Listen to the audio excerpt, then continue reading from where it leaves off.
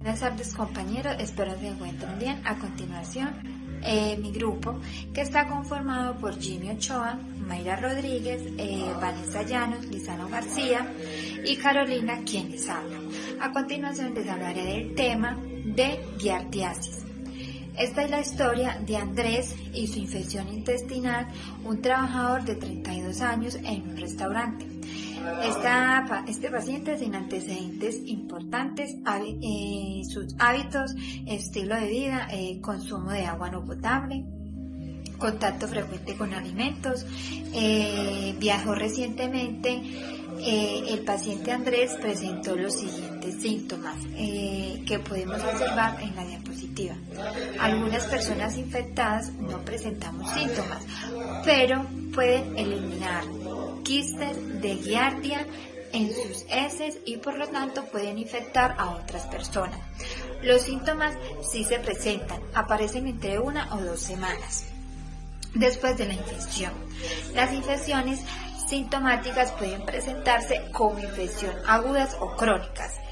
La infección aguda se manifiesta como diarrea acuosa, cólicos abdominales, gases, eructos, náuseas, vómitos y fiebre. Los afectados sufren cansancio, cierto malestar e inapetencia, pérdida del apetito.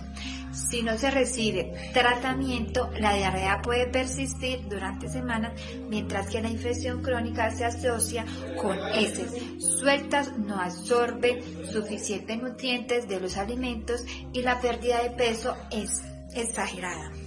El médico, al realizar la valoración clínica ante la sospecha, decide explicarle en qué consiste la giardiasis. ¿Qué es la giardiasis? Es un protozoo flagelado llamado Giardia intestinalis, también conocido como Giardia lamblia o Giardia duodenalis. Este parásito es el microorganismo responsable de la infección intestinal que caracteriza la enfermedad, giardiasis. Tiene 2 formas principales en su ciclo de vida: el trofozoito, que es la forma activa y se adhiere a la mucosa del intestino delgado, y el quiste, que es la forma resistente e infectante que se transmite a través de alimentos contaminados o contacto fecal oral. La imagen muestra la estructura de un trofozoito de Giardia intestinalis o Giardia lamblia, con sus principales partes. Así les voy a explicar cómo funciona cada parte de este parásito. La giardia tiene 2 núcleos que contienen el material genético y controlan las funciones de celulares. El disco ventral es una estructura en forma de ventosa que utiliza el parásito para quedarse fijo a la mucosa del intestino delgado y resistir el paso del contenido intestinal. Los cuerpos basales son estructuras asociadas al movimiento de los flagelos, permitiendo la coordinación de su función. El cuerpo medio es una parte interna que da soporte estructural al trofozoito y está implicada en el transporte interno de la célula. La giardia posee 8 flagelos anteriores, posteriores y ventrales, dispuestos en pares, están de a pares, y permiten la movilidad del parásito en el intestino, facilitando su desplazamiento, alimentación y escape a la respuesta inmune. Los flagelos caudales son otros flagelos en la parte posterior que contribuyen al movimiento y a la estabilidad. Estas estructuras permiten el paso, moverse eficientemente, quedarse fijo y sobrevivir en el intestino delgado, llevando a la infección como tal, que es la giardiasis. Estas capacidades son esenciales para alimentarse, para evitar la eliminación por el tránsito intestinal. Ahora voy a explicarles cómo es su ciclo de vida. El quiste es la forma resistente, infectante y ambientalmente estable, que se elimina con las heces y sobrevive en aguas o superficies contaminadas. La persona adquiere la infección al ingerir los quistes a través del agua, alimentos o manos contaminadas. El desenquistamiento en el estómago y duodeno es cuando el quiste pierde su pared y libera los trofozoitos, que es la forma móvil. Este trofozoito se fija con su disco ventral al intestino, a la parte del epitelio, donde se multiplica por fisión binaria y causa los síntomas para interferir con la absorción, como les explicaba mi compañera Carolina. Cuando los trofozoitos llegan al colon o frente a condiciones adversas, forman nuevos quistes que son excretados y capaces de reiniciar el ciclo en otro huésped.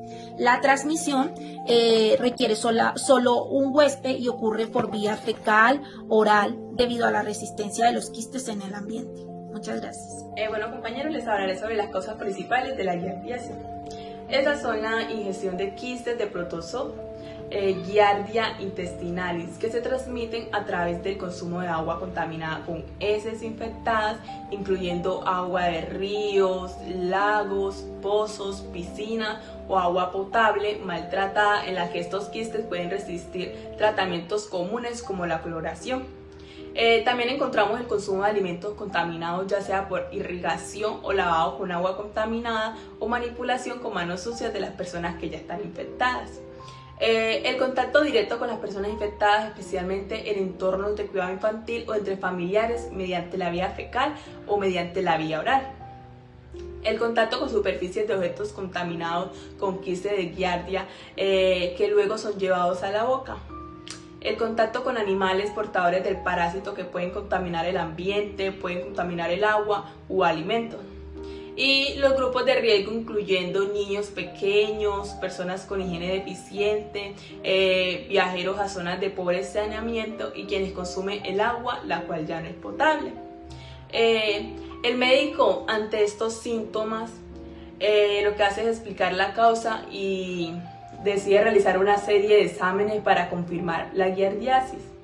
Este examen es un examen microscópico de heces, el cual es el método clásico y consiste en observar al microscopio las muestras de heces para identificar las formas de quiste o trofozoitos de giardias intestinales, ya que este es importante para analizar al menos 3 muestras en días distintos debido a la eliminación intermitente del parásito, para así darle un buen diagnóstico y un buen tratamiento.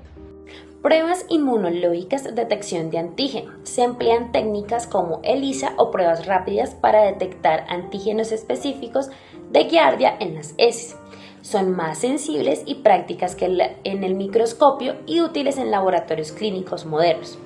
Las pruebas moleculares PCR, reacción en cadena de la polimerasa, permiten la detección de material genético de giardia, ofreciendo una alta sensibilidad. Se utiliza especialmente en laboratorios especializados para confirmar casos difíciles o brotes epidemiológicos. El diagnóstico de giardiasis por aspiración duodenal es una técnica complementaria que se emplea cuando los métodos habituales, el examen en heces y la prueba de antígenos, no han permitido identificar aún el parásito, especialmente en casos difíciles o de sospecha persistente. La prueba se realiza introduciendo una sonda nasogástrica o mediante endoscopia superior para tomar una muestra de líquido o jugo duodenal, la porción inicial del intestino delgado. Esta muestra se examina al microscopio buscando trofozoitos de giardia intestinalis, que pueden estar presentes en mayor número que en las heces, sobre todo si la infección es crónica o con baja excreción fecal. Indicaciones. Esta solo se utiliza cuando no se logra el diagnóstico con el análisis de heces o pruebas inmunológicas ELISA o PCR. Es útil ante una sospecha clínica fuerte, especialmente en los niños, pacientes inmunosuprimidos o con cuadros de mala absorción y síntomas persistentes. El médico explica a Andrés los efectos secundarios de los medicamentos que se va a administrar. Explica que podrá presentar vómito, náuseas, diarrea, estreñimiento, molestias estomacales, cólicos estomacales, pérdida del apetito y dolor de cabeza. El tratamiento consiste en tomar el metronidazol de 5 a 7 días. Si no tenemos el resultado que queremos, se administrará el tinidazol en dosis única. Este tiene menos efectos secundarios que el metronidazol. Si vemos que no nos funciona el tinidazol, el médico indicará la administración del secnidazol en dosis única. Incluso Andrés, después de curar la infección, las personas pueden experimentar intolerancia a la lactosa o bien el síndrome del intestino irritable. Andrés, debes evitar los productos lácteos. Es útil en personas que han desarrollado intolerancia a la lactosa. Mi nombre es Jimmy Ochoa. Yo les voy a seguir hablando sobre la parte del tratamiento y algunas conclusiones. El médico le indica a don Andrés que debe iniciar la toma del metronidazol. Este es un medicamento de ingesta vía oral, que su dosis habitual es de 250 miligramos, dura de 5 a 7 días. Este suele ser muy efectivo y bien tolerado, pero puede causar efectos secundarios como náuseas y algo de sabor metálico en la boca. Y algunas de las conclusiones es que la giardiasis es causada por el parásito Protozoario duodenalis. También la giardia se transmite por la ingestación o la ingestión de agua o alimentos contaminados por contacto de persona a persona, con menor frecuencia por contacto de animales a personas. Los síntomas comunes incluyen dolor abdominal, náuseas, flatulencias, diarrea. En los niños pueden también presentar dolor abdominal con una diarrea leve.